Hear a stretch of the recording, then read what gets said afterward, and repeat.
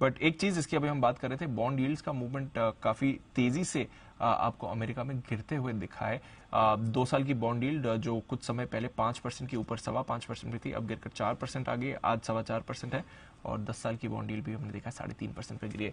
क्या होगा इसका इम्पैक्ट बैंक्स पर, आइए एक बार जरा ये समझते हैं, क्योंकि यहीं से परेशानी बनी थी, बढ़ती यील्ड से परेशानी मिली थी। तो कौशल, गिरती यील्ड से फायदा मिलेगा?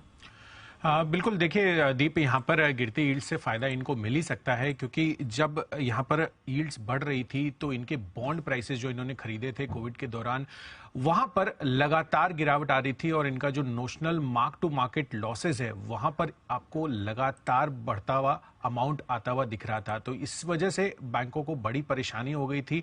और अब हमने देखा, ये सुबह सर ने शो में भी चर्चा की, सर ने बताया कि जो एसवीबी है उनके लिए डिपॉजिट्स, जो डिमांड डिपॉजिट्स है वहां पर आपको ये जितने भी डिपॉजिट्स वाले थे उनकी तरफ से डिमांड आ रही थी। तो कहीं ना कहीं यहां पर जो सिनेरियो बन रहा था एसेट लायबिलिटी मिसमैच का, वो बनता हुआ दिख रहा था। अब यहां पर सिनेरियो ये बन रहा है कि जो बॉन्ड यील्ड्स घटी है पिछले 3 दिनों में, जो 2 साल की बॉन्ड यील्ड है 35 साल में सबसे बड़ी गिरावट यूएस में यहां पर होती हुई दिखी थी। इससे क्या होता है, इनवर्स कोरिलेशन है, यानी कि बॉन्ड यील्ड्स अगर घटती है तो जो बॉन्ड प्राइसेस है वहां पर आपको बढ़त आती हुई दिख रही है। तो सिंपल इसका मतलब आप ये समझिए कि जो notional mark to market loss इनका बड़ा फिगर था वो अब छोटा होता हुआ दिखेगा, क्योंकि बॉन्ड की प्राइसेस फिर से बढ़ती हुई दिखेंगी जितनी बड़ी गिरावट पहले हो गई थी। तो इस वजह से यहां पर इनका जो नोशनल लॉस है वो कम हो जाएगा। तो एक राहत के संकेत यही दिख रहे हैं कि जो रीजनल यूएस के जितने भी ऐसे बैंक्स हैं जिन्होंने बड़ा एक्सपोजर लिया था, क्योंकि कोविड के पहले जब यहां पर 57-58% इनका डिपॉजिट का ये लोन पर देते थे,